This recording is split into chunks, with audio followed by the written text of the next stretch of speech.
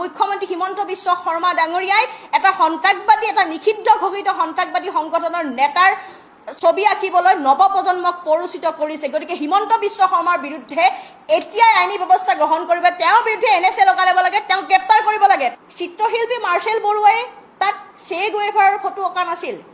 মুখ্যমন্ত্ৰী ডাঙৰীয়াই যদিও চে গুৱেভাৰক চিনি নাপাওঁ বুলি কৈছে, কিন্তু আশ্চৰ্যজনকভাৱে তাত কিন্তু চে গুৱেভাৰৰ ফটো অংকন কৰা নাছিলে। ফটো অংকন কৰা হৈছিলে অসমৰ প্ৰাণৰ শিল্পী জুবিন গাৰ্গৰ, আৰু সেই প্ৰাণৰ শিল্পী জুবিন গাৰ্গৰ ফটোখন মোহাৰি দিছিলে চৰকাৰ প্ৰশাসনে, আৰু তাৰ পাছত পুনৰ অংকন কৰিছিল মাৰ্চেল বৰুৱাই। তাৰ পাছত তেওঁ আজি দুদিন আগত সংবাদমেল যোগে কৈছে যে যদি ছবি অংকন কৰে NSA লগাই দিব।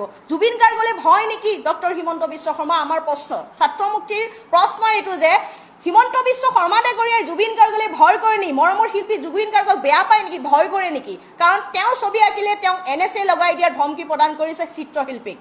দ্বিতীয় কথা, তেওঁ আৰু এটা কথা কৈছিল যে অসমৰ নিষিদ্ধ ঘোষিত সংগঠন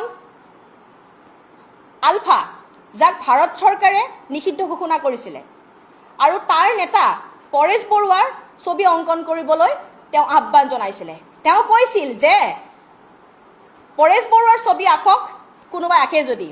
এতিয়া আপোনালোকে জানে যে আলফাৰ লগত যদি অসমৰ মানুহৰ আৱেগ অনুভূতি জড়িত হৈ আছে, কোনোবাই ভাল পাব পাৰে, বেয়া পাব পাৰে, এইটো এটা বেলেগ বিষয়। কিন্তু এটা সাংবিধানিক পষ্টত থাকি, সাংবিধানিক পদবীত থাকি তেওঁ সাৰ্বভৌমত্ব ৰক্ষাৰ কথা কয়, তেওঁ ভাৰতৰ অখণ্ডতা ৰক্ষাৰ কথা কয়।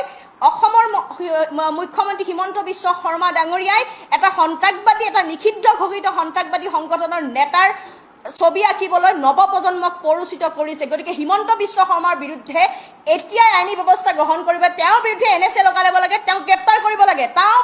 কাৰণ এইবাবে গ্ৰেপ্তাৰ কৰিব লাগে, কাৰণ আপোনালোকে জানে যে আলফাৰ বাবে যদি এটা কবিতাৰ পংক্তি লিখা হয় তেন্তে কোনোবা যুৱতী জেললৈ যাব লগা হয়, কোনোবা ছাত্ৰী জেললৈ যাব লগা হয়।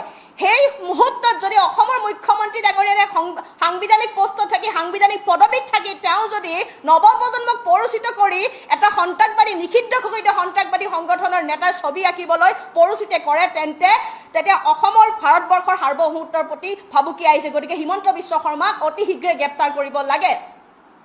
ইয়াৰ লগে লগে আৰু কিছুমান কথা ক'ব লাগিব যে হিমন্ত বিশ্ব শৰ্মা ডাঙৰীয়াই ভৰলুমুখৰ গছ কটাৰ আন্দোলনৰ কথা কৈছে, লগতে দীঘলী পুখুৰীৰ গছ কটা আন্দোলনৰ কথা কৈছে। তেওঁ কৈছে যে ভৰলুমুখত গছ কটা আন্দোলন কৰা, দীঘলী পুখুৰীত গছ কটা আন্দোলন কৰা মানুহখিনি ফ্লাইঅভাৰ বিৰোধী, উন্নয়ন বিৰোধী। তেওঁক আমি স্পষ্ট কৰি দিব বিচাৰিছোঁ যে ভৰলুমুখত গছ কটা আন্দোলন কৰা, দীঘলী পুখুৰীত গছ কটা আন্দোলন কৰা